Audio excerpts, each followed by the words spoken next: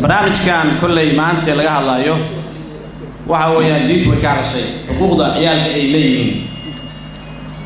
المهم مالنتا ويا هيا أوكل وقلنا وحقوق بلا ما يسا محاكم إذا مركا هو كجرا حقوق بليهم إلا المهم كذا حقوق بليهم مركا أي بناك يمادان وهي ديت جديسي إن المها مركا وجه الرئيسة لقى عدمه دكت مديك دكت بدحنا لو عقمه مركي علمه جاران تضبع هبينا إن متقنا لا سمايه مقعبهن أنا أصلا شرع رعايات حقوق العيال كل سما يسوي كم تاي بربارتها كهذا الشيء دينت كهذا الشيء إن عذرات عدي علمه عذرك عافمات كما إلهي بكينا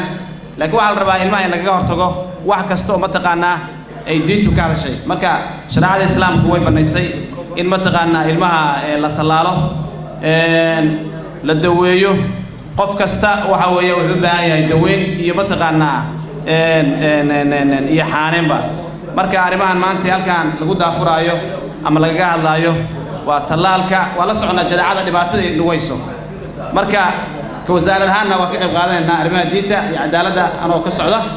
علماء أنا ملك استي جوجانا أريتاسي وإن شاء الله وقبل رجل دون الدولة إنه الرحيم وعربا أو عن كلام بحيو الجندة قيد الصلاة أنت كهر وحنو السلام يا وسيلك وسارة عافمات كان ترعوك وسيلك حياك وسارة عافمات دكتور فارح هي وسيلك حياك وسارة أريمها بدها عبد الله حاشي وحكوا السلام إن مدحرة تصعد هذا يوسف هي هذا WHO ما أنت الشركة أما كلنا كنا أما تعرفوا كناني وحوي كامبين مقابل إنه إن شاء الله وبريء يوحي كتنبيه كامبين كاس أما أولهاس أو أن دورنا إن أنا كنت الله عروتا كنور بدلا سلالة أول إلا جار إن عروتا كنور أوتوماتيك سرقية إن الترالة أيام دورنا دليلها واحد الترالة يا واجه هذا ودكتين ودكنا لما كن يشتري تونكي لما كن لحي تونكي لما كن توي تونكي ما أنت أكون شفنا وحكيت لي عبار دول بدون كمية عبار تاس نفقد هذا لما أنت تروح سامي كويشين إن عذر هذه أي فدا أي تلاعان سيد تلاعان شوكة يوحي الحرير أي تلاعان المبلغ تطلب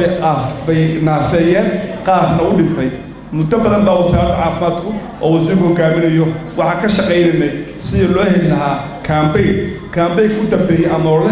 كي كتبي واحد قبلنا لما يشتري تبكي أو نبيش نوفمبر فأولا نوعنا قبلنا لكن واحد معنا سؤال سودين وحنا خلاصة محاصر علمي مربع إن أي شذا عالم بالله عيسى وذلك بدل أفين في محاصر علمي سؤال شفنا نودي مربع dadka ajnabiga waa la shaqeynaa badan ama weydiiya maxay soo noqonaysaa shadaacada soo noqonaysaa marwal aad u qabanaysaa shadaaca laakiin waxaan filayaa inaysan aqoonin qaab nololeedka Soomaalidu u nooshahay waxay qaarkood u fikirayaan sida waddamadoodu ay yihiin oo kale oo dadka la wada gaari karo registration ay leeyihiin ilma ka soo dhashay la yaqaano xilligu dhashay la yaqaano meeshu dhashay la yaqaano bay u fikirayaan iyo deegaanka oo dhammaantiis la cover garayn karo innagu waxaa la dhul badan oo la gaari karin dad badan oo aqoontii muhiimadda ku leeyahay aan garanayn dad badan oo miyi ku nool dad ku nool meelaha fog aan baabuurta gal karin wax badan oo caqabadaha jira oo fara badan oo inaga saameyn ku leh soo noqoshada xanuunkan uu ku soo noqonayo dalkeena mar walba uu soo noqdo ama uu dilaaco wasaaradda waxa ka helaa xog ama waxa ka helaa report wiigla iyo mid bilaa waa ka helaa ما بنيك دام عباشة كذا ما أنت بدلان دحدة أو عذرك كذا على يو هلك كي أنا وساد عفوا كوك الشيء إن بلاه أما لقاله كامبيكا لكن واحد نصيب ترى نقرصه مركي يدي فرصة أنا كان له لقى فايدة سبوع واحد ندور إنه أو أنا فهمنا إن عمر إنه شعب غير بدلان يلا ما شعب الصوماليات حلقة طلعت قبضهم اليوم إن لقى فايدة يعرفون إن كريه أحيان ورحمن كان ملها داوي ملها وحول لي عربتها على الطلاب وعن كفر حسن هاي تذكر قاد كيف مركب برتين وأكيم فائدة طلاب كان ليه هاي inay oggolaadeen inay carruurta tallaashaan laakiin inta aan weli fahmin waxaan codsanaa inay fahmaan inuusan dhib lahayn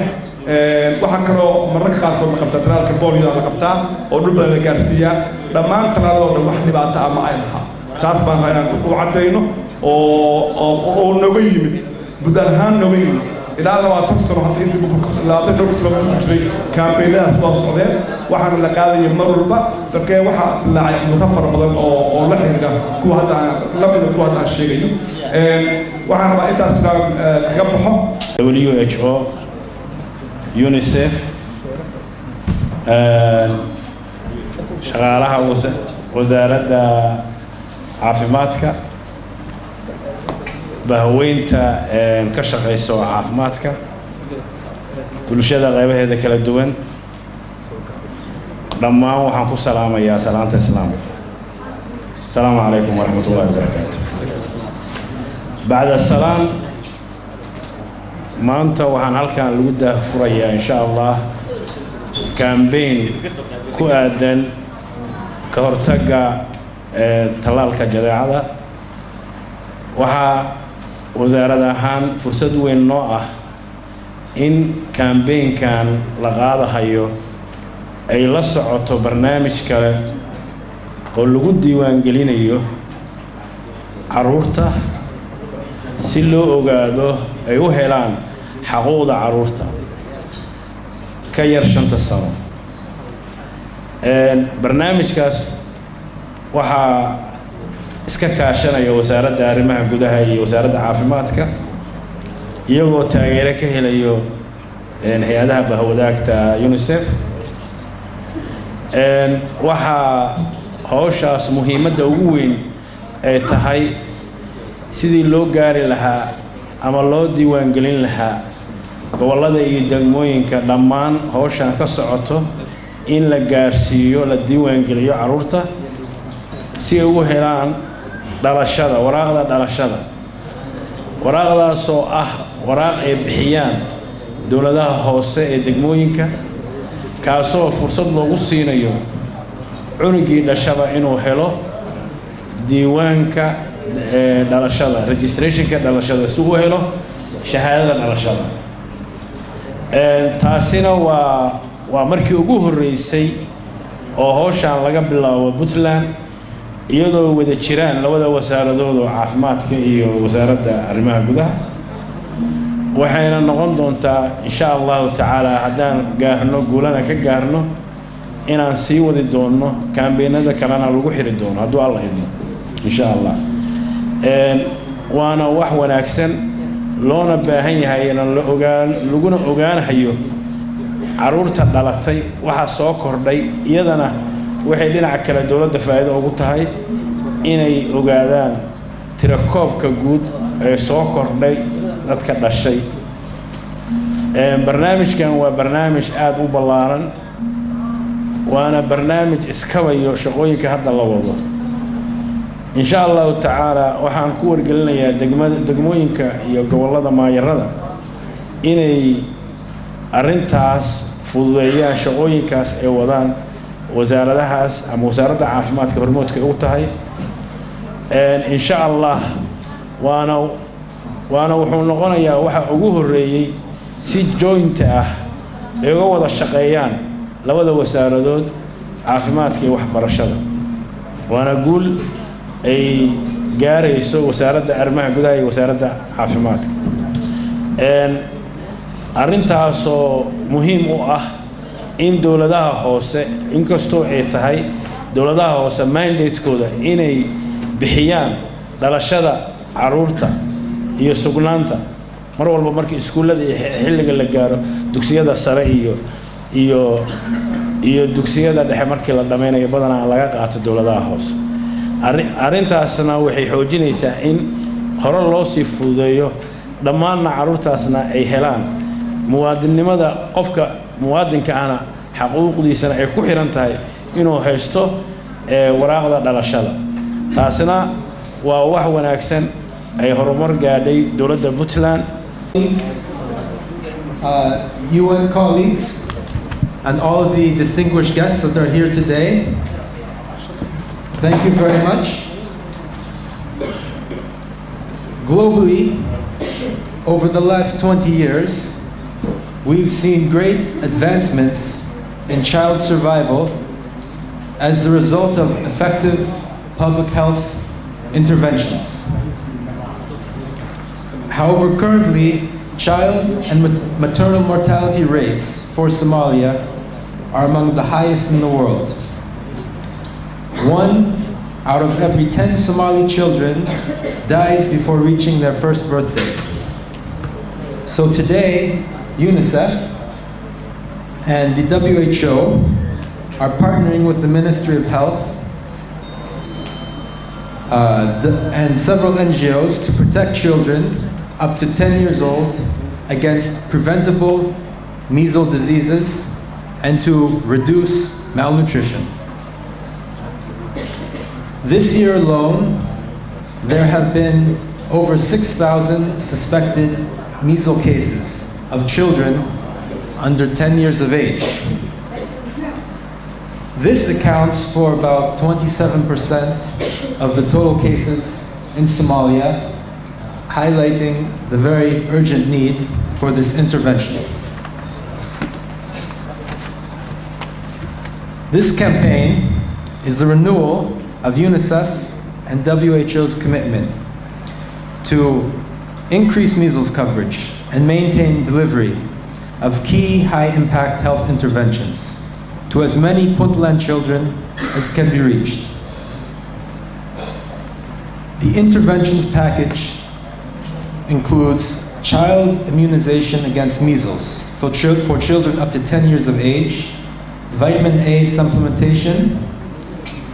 for children under 5, and we also have a very unique collaboration with the Ministry of Interior for birth registration. So children will be achieving both access to healthcare and access to rights by being recognized as citizens. More than 1 million children under the age of 10 across the entire Puntland state will benefit from this package of preventive care that will be delivered in the local communities starting tomorrow. This is a very ambitious project, but it's not ambitious for the sake of being ambitious, but it is ambitious so that we can save the lives of children. And working together, we are making it possible to improve the lives of every Somali child. Finally, I would like to thank our very generous donor, the United Kingdom of Great Britain and Northern Ireland, who's been helping to support the UNICEF component of the project. So thank you very much and good luck with your campaign. haddaan wax yar soo koobo waxa uu yiri kusimaha madaxa xafiiska UNICEF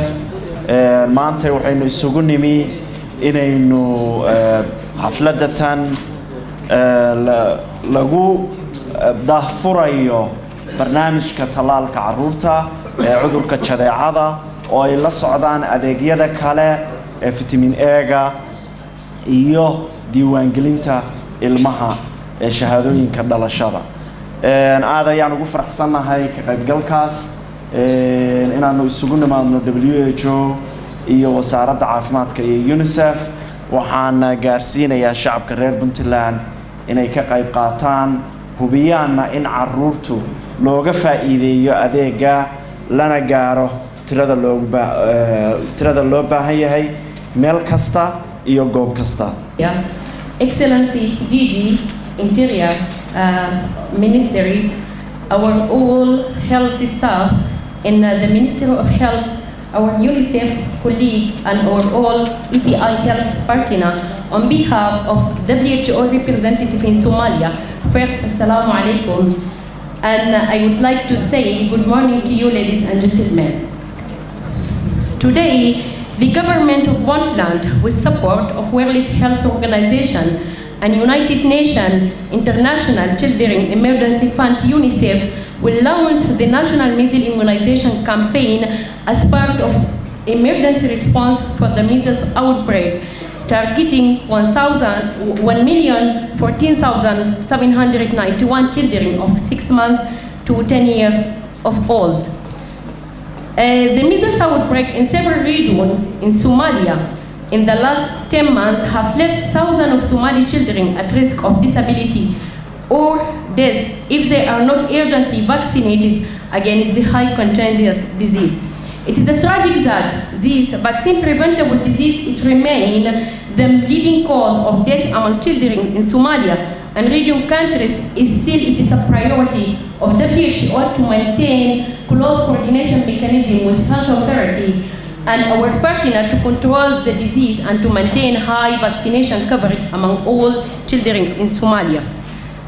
As we know that there is no specific treatment for measles virus, the best way to avoid measles is to have the targeted children receive measles vaccine during the routine immunization as well as during the mass vaccination campaign. To increase the coverage rate for this vaccination campaign against measles, WHO and UNICEF and the Puntland National Health Authority have advised all Somali families to vaccinate every eligible child against measles. A support dose of vitamin A will be administered to targeted children alongside the measles vaccine.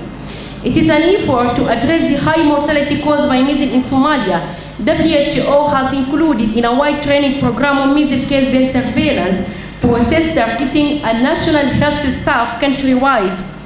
This training aims to promoting the national health capacity to enforce measles case-based surveillance with laboratory confirmations,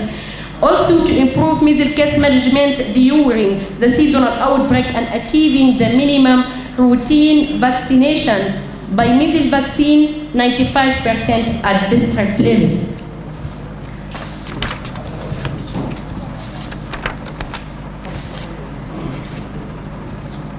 As of today, 1st January 2018, we know that a total of more than 6,000 measles cases have been reported. So far, a majority of the cases aged less than 5 years from different regions of Puntland, so we need to enhance and to monitor the campaign activity. My advice to all parents to protect their children from measles disease, bring them for vaccination posts during the national immunization campaign. So this measles immunization campaign aiming to reach a total of 1,014,791 children aged between 6 months to 10 years across the Puntland. Children between 6 months and 5 years will also receive vitamin A supplementation during the campaign. So, on behalf of WHO representative Somalia, WHO and UNICEF and Puntland Health Authority together for successful campaign implementations with good quality and high coverage by end. Thank you. WHO iyo UNICEF maanta waxay inoo bilaabanaysaa measles oo laga talaali doono caruurta 6 bilood ilaa 10 sano jirta ayadoo haddana la siin doono vitamin A caruurta la target gareynayo ama la talaali doono Puntland laga talaali doono waa caruur ka badan 1 milyan oo qof cudurkan measlesku outbreakiisu wuxuu risk geliyay caruur aad u fara badan oo qaarkood u dhimasho ku keeno qaarkood disability ku keeno cudurka measlesku sida aan wada ognahay cudurka jadeecadu sida aan wada ognahay waa cudur aad u faafa aan dawana lahayn in la talaalo ma ahan marka saasay muhiim u tahay in caruurtu talaashaan ugu dambeyn waxay la dardaarantay dadka waalidka inay caruurahooda geeyaan meelaha talaalka inta maalmood oo talaalku socdo. Assalaamu calaykum warahmatullahi waddankeena aad buu ugu faafay gobol kasta waxa ka imaanaysa qayladhaan Soomaalida kale meelaha in la qabo waa jiraan qorshuhu wuxuu ahaa Soomaaliya inay qabato bisha tan 28keeda laakiin anagoo u jeedna duruufta dhulkeena waxaanu niri ma dhici karayso inaanu sugno bildan oo kale ilaa waynu dhacaa maxaan ku raahdaa hadda waynu dhacaa sidaas ayaanu ugu soo hormaray Soomaaliya waddanka intiisa kale waxay qabanayaan haddii rabbi idmo bisha dabaadigeeda waxaynu haddii rabidmo qorsheenu yahay inaynu tallaalo caruur gaaraysa caruur ka badan 1 milyan 1 milyan caruur ka badan inaynu tallaalo oo ka yar 10 sano waxaa maanta bixi doona birito hawsha bilaabi doona dad gaaraya kooxa gaaraya 1479 oo markii la isku duuduuba gaaraya 7,000 oo qof 7,300 iyo intaas oo qof waxay yeelan doonaan dad kormeerayaal u ah dadkaas oo 558 macnaheedu intaan tiim kooxa iska sii dayno oran mayno soo tallaala dad kormeera oo hawsha ku kormeera oo 558 qof ah oo gobolladoo dhan haddii rabidmo iyaguna ka baxaya oo dadkaas kormeeraya 2,014 gaari ayaa weeye dadka ay dadkaas isticmaali doonaan haddii rabidmo oo gobolladoo kala aadi doona waa 9 gobol shadeecadu sida la idin sheegay 3 sanaba intii abaartu jirtay way kala badnaatay way jirtay 6 bilood oo hadda u dambeysay 1800 iyo 5 case waa inta la soo sheegay macna intaasoo case baa meel xarun hebla lagu arkay inta la yiraahdo way intaan la arago oo meel ay ku dubatay way badan tahay laakiin inta la soo sheegay oo soo gaartay wasaaradda reportkeeda ama warbixinteeda weeye waxaan rabnaa marka maalin walba qayla noo imaanaysa maalin walba odayaal iyo guddi tuula hebla ka socday meel hebla ka socday imaanayay waxay leeyihiin jadaaca meel hebla ka dilaacday maanta haddaynu soo helay tallaalkii haddii aynu hawsha bilaabayno waxaa la rabaa in laga wada qayb qaato tallaalkii oo halka inoo yaala in carruurteena la tallaali waayo oo birito bil ka bacdi haddana qayla timaado wax la aqbali karaya maaha haddii tallaalku yaallo kooxihii meeshaa marayaan xarumihii caafimaadku uu tallaalku yaallo oo aynu ilmaheena tallaali weyno oo ay dhintaan tii alla u timaado iyagoo sababsanaya jadeeco dembigaa waxaa iskale waalidka iyo haddii xarunta la keeno la tallaali waayana waxaa iskale shaqaalaha aynu ismaqallo ilmaha xuquuq buu leeyahay ilaahay baynu ku manaystay isagu ma codsan karo waxa uu rabo xuquuqdiisa ma sheegan karo tallaalku xuquuqdu ka mid yahay haddii aynu isagoo tallaalka halka u yeela tallaal weyno dambigeeda innaga iskale adeerba yani diiniyanna waa saas culimadu saasay qabtaa halkaasaa tallaalka yaal waa access adaa yidhi may tallaalki saas weeye tallaalku inta ku waxyeelada khuraafaada inta sheegto aynu carruurteenna tallaalanno aynu ilaahbaa badbaadale badbaadsanno hal aan ku daro marka waxaa jira maalan ba guri in ilmo jadaaca ku dhacdo ama iskuulka u dhigto hal ilmo jadaaco ku arka macallinku waxaa la rabaa ilmahaas in laga joojiyo iskuulka maalintaas 4 bari qandhuu leeyahay xanuun buu leeyahay qandhada 4 bari markay jirto ayaa wuxuu ka soo yaacaa qandhadu ayuu ka soo yaacaa waxaynu nidhaahno jadaacada lagu yaqaan ayuu uga soo yaacdaa waa 4 bari ka bacdi ugu yaraan 4 bari ka bacdi baqanadu ka soo baxda bay ka soo baxaa wax ka soo yaaca qofka waxaan rabnaa marka haddii ilmihii ugu looga shakiyo inaysan hooyadu ilmihii kala dhex seexin macallinkuna inuusan ogolaan inay galaaska dhex fadhiistaan 3 bari 4 bari guriga lagu hayahay yidhaahdo inta haddaan niri waxaanu rajaynaynaa olole muhiima oo waddankeenna inaynu ka wada qayb qaadanno waa mahadsantihiin salaamu calaykum waraxmatullahi wabarakatuh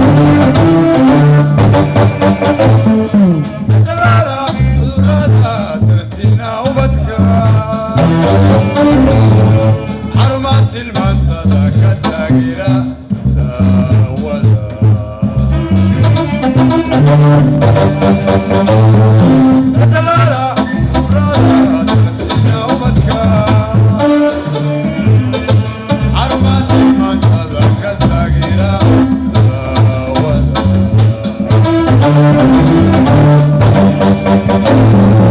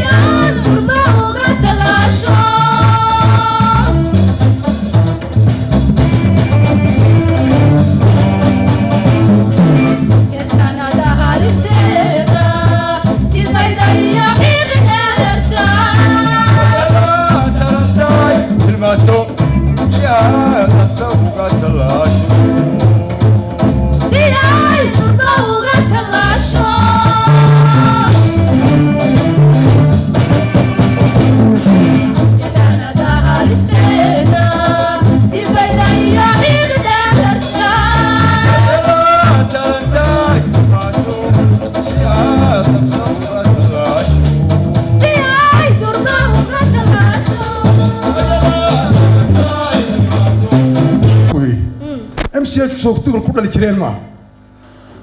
maxay soo dumarka ma ku dhalee ma ilmaha la geeyaa aabakani waa talaal oo wuxuu ka hortagaa cudurro badan oo ilmaha ku dhici lahaa talaala waxaan ku yiri aynigan hadda joogay ayaantan dabka leexday abidkay leema talaalin yaa waa adduunyo wareersan oo ummadii lagu waalay ma arintaas ay ku dhaqaaqday aniga aqaan shaqadeedii odayaal bay sugayeen aanu soo laabta hadhow iska soco yaa hadda talaal haddana maraqaaga cabbi warki doonta أنا يليه صراحة والسلام عليكم السلام عليكم وروح عليكم السلام ورده وادي كسو داهي وصو داهي بالورن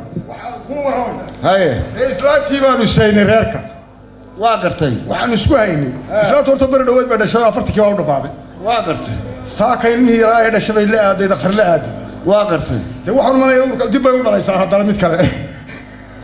وروحا تاهي nin wareerayoon wax ogeyne aan ku waramay dhageyso yaa haye balan ku waramay dhageyso wasaaradda caafimaadku inay waxyaha jirkiyo halbowlaha ay taho inta gabal dhaciyo waa waxyeelay cudurro fida bulshada ka ilaaliyaan iyo inta gabal dhaciyo waa waxay waardiye ka tahay waxyeeliyo cudurro fida wax siisada hooyo iyo wardheeraha aabe iyo xildhibaan wargaleena iyo waxgaradkeena iyo bulshada waxay ku wargelinayaan lixdaa cudur laga waramay wadsidayaal iyo dilaa wax wiiqa inay yihiin ayaa waaridka loo sheegayaa waxaan ku yiri maxaa laga hortagayaa waxa laga hortagayaa talaalka talaal waa islaantu meeshay hadda ku maqan tahay weey oo iyadaa iga fiicnayd boo way dhaantay iyadaa kaa fiican oo ku dhanta ahay murtibaa oranaysay niman xaajo ogeyni indhuhu ka ridaa yaa ilin anigaa qaldanaayo islaantaan la murmaayay ee usha aan u ruxaayey yaa anigaa qaldanaayo iska soo muxtixnaaye islaantaan la murmaayay ee usha aan la sugaayey iyada iga saxray iyadaa kaa saxnayd carruurta hala tallaalo waxaan ku yidhi oo ilbax baan isu haystay sawta laygu horsheeyay asaaga ila yaabay waa horaad seexatay waa hore waxaan ku yidhi hadda wixii ka dambeeya macal iyada macal ciyaalku waa inaad talaasho aniga macal adiga kuwa waaweyn kuwa yaryar kuwa dhalan doona waxaba kuwa soo socda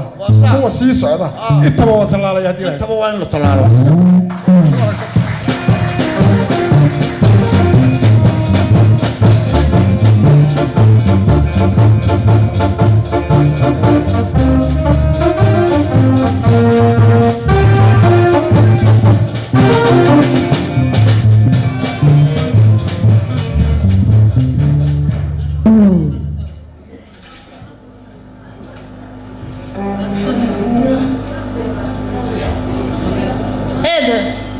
eedo maxaad rabteen eedo talaal baan wadne ciyaa waxa la dhaho eedo talaal baan wadne talaala haa eedo talaala ciyaalka inta 5 jir iyo dhayma talaalaynaa talaala haa haddii aydin dhaafino albaabkayga ka leexan wax kala aad arkaysaan ma bukaan ubadkayguye orda qaata suntiino meel kale tolaada war naga keentan way waaran tahay na maxay yidhaahdeen talaala in lay takoorayba rabaan oo ubadkayga la takooro talaal yaab oo la yidhaahdo waa kuwii talaalaa waa sidee xaalku dee kuwa igu yidhi ubadkaa la talaalaya talaalku waa xay yaa ma gabdhihii iminkay daba marayayba kuwii iminka ku daba marayay weeyaanoo carruurta miyay talaaleen ma talaalin saaxiibaday cibaada bay igu tidhi wax talaal la yidhaahdaa jira hadhowna waa lagu takoorayaa haddii la talaalo ubadka waa lagu takoorayaa yaa kugu yidhi saaxiibtaa mid shaqaysa maahe waa qof khaldane waxaan ku yidhi gabdhihii iminka tegayey carruurta hala talaalo soo kumayna odhan hala talaalay yidhaahdeen muxuu yahay talaalku talaalkii ma samaysteen marka dee muxuu yahay talaalku talaalka magaalada oo dhan ka socday bulshadu meel walba haddii lagaga qaylinaya laga soo digay 6 cudur ee dilaaga ah carruurta miyaadan dan kala hayn xaaji ma waxaad rabtaa ubadkeena in la takooro oo la yidhaahdo kuwii talaalaa horta tusmayaan warku siiyo haye talada iyo waanada dhakhaatiirtu bixiyeen haye waa inaan tixgelinaa cudurrada la tilmaamay waa gowracate iyo tiibey teetan iyo xiiqdheer jadeecada turxaanta leh iyo dabaysha taanu taqaan booliyo hooyada tarmaysa ee aan dhasha weli ka tegin ubadkay taftaafaan yaa tamartay curyaashaan kowdhe haddaba intayna taasi imaan taxadar baa la rabaa yaa dee tusmay ubadka aynu tallaalo oo dadka raac oo wax maqal oo sida gabdhaha kale ee deriskaaga ama magaaladii hay ubadkooda ula ordeen ula dadaalayaan qufulha isku xidhine yaa tallaal carruurta inoo tallaal xaaji iminka ubadkeennu waa caafimaad qabaan way ogahay way caafimaad qabaan laakiin taxadirka tallaalkani wuxuu daawo ka yahay cudurrada 6 ee aan kuu sheegay waa 6 cudur oo dilaa ah khatarteeday leedahay haddii ay mar taabtaan oo ku yimaadaanna waxba kama qaban karno ma garatay wax lagula tacaaliyo dawo lagu tirtira ma leh ee waxaad samaynaysaa talada qaado ubadkana sidaa yee wax intayna dhicin baa laga hortagaa oo iminka waa talaala war waa sax waa bal dhageysta war jaarkiina aan kowde haye hadalkiina waan maqlay waa gar ma fahantay hadalkiina waxaan ku maqlaya talaal iyo ma talaalaya iyo waxaasan isku haysan waa sidaa weeye ma fahantay in laga hortago iyo horta dalaalka u daawo ah waa sax waa inaan ogaanaa oo aan tixgelinaa talada iyo waanaday dhaqaatiirtu sheegeen sax waxaase inoo ballana carruurta inaan tallaalno iyo dumarka dhaqmaatinka leh carruurta inaan tallaalo iyo dumarka dhaqmaatinka leh waa muhiimadda koowaad waa muhiimadda koowaad laga leeyahay waxay tahay waa ka hortagga lixda cudur ee dilaaga nacam sidaad u fahansantahay ayaa la rabaa inaad u fahansiisid gabadhaada waa waxaan hadhow waxba laga qaban kara soo talaasho kuwaagii mar hore beri hore war beri hore lama rabay haddadan ban wuu socdo waan talaala soo talaasho naawdan baan talaala وعليكم السلام واك anigu waa idin maqlaya kooxda ficil baa soo qaaday ma fac sacab Soomaali anigu wax dhaqmaan leeyahay ma qabo waa gartay carruurtaydana waxa ugu yar 14 jir waa gartay laakiin danta dadweynaha iyo danta gabdhaha qabtaan oo dhaqmaada darto baan habeen iyo maalin hadda 3 habeen ma seexo wareerina duu wax ka yaqaanaad xafadaan saa u wareegaya talaala carruurta waxaan kaloo maqlay dad waxayan aqoon oo cilmi u lahayn alqad gelinaya waa sidaa marka wax kuwaasan waxaan ku leeyahay caam ahaan dadweyno waxaan ku cadayno cilmi aadan u lahayn alqad ha iska gelinine hedhade casriga maanta joogiyo culimada adduunkiyo waxa eebe wuxuu cadeeyo suuradaha ku caanka deedunkuna ku camal fal caanka wey carruurta talaalka geeya carruurta talaalka geeya culimooy halka dambeeyay orda khayr allah ku siiyo xaajiyada hadalkaaga inay maqlaysay waan u malaynayaa culimooy wuxuu sheeg waa ku maqlaayo hadade awrala ku dulays ku camaysayo intay been carabaabtay ayuu baan cilmi mooday carruurta talaal haddii kale hedhage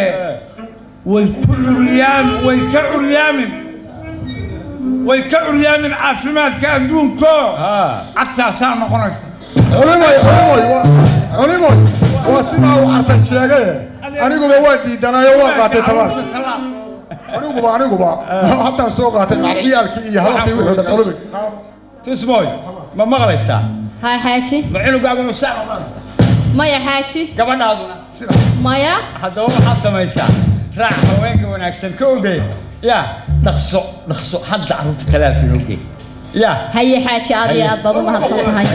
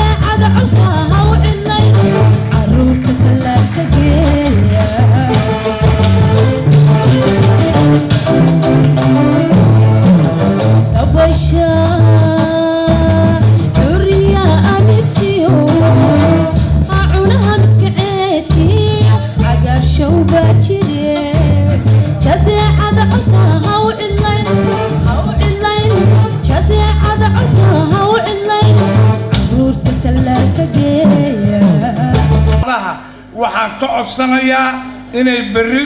noo soo doontaan berri galab habeen dambe codka oo nadiifa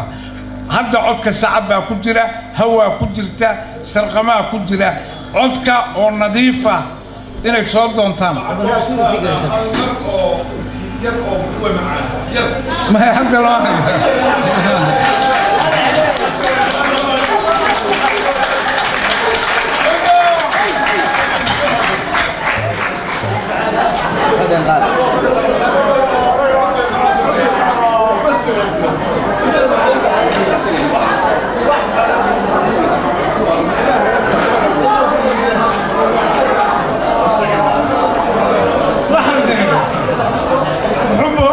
مناسبة بينهاي قبلها دارنا ووضع محبه يمكن محبه عطسة وحا لقى الربع سيدا عنك محبه ولا نقمين ولا نقمه ومركا يدلمد يسوه سكنا غابين وجعل كبابين وهلقى العصب يوم موضوع عصب أو صبع إن لبدلو habdhaqanka la isku qabo gabadhu muxbaan labaatan baan ku guursaday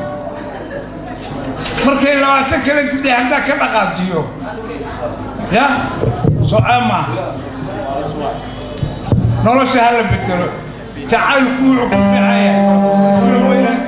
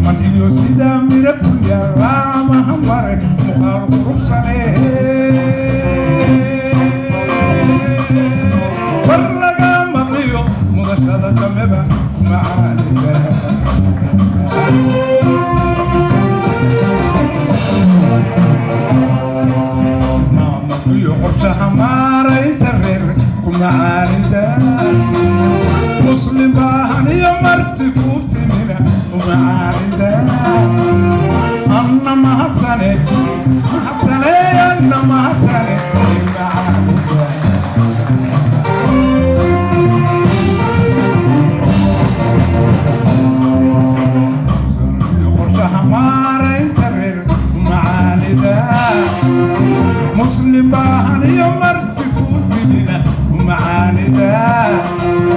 أنا ما هتسني أنا ما هتسني معاني ذا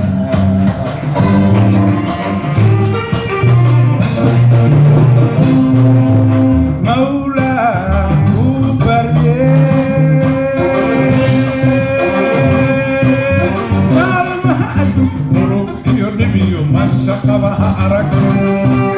مركات إلى التنا وحبوي جنة محنكا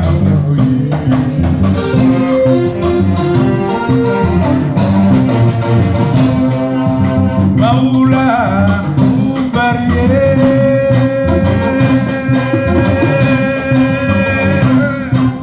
ما المحد روحي يدبي وما شقبها أرك مركات إلى التنا محبوب جنة ما تقوم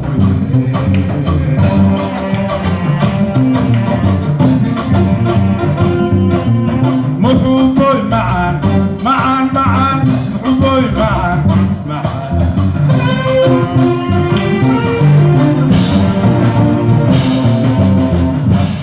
قلبي قتمكم ما حكي انت بيكم مروكم قعيكم لكم مكامسي رفتم أنسان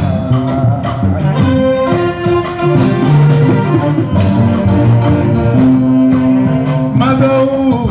يعطى وما الحيب أدويا ممكن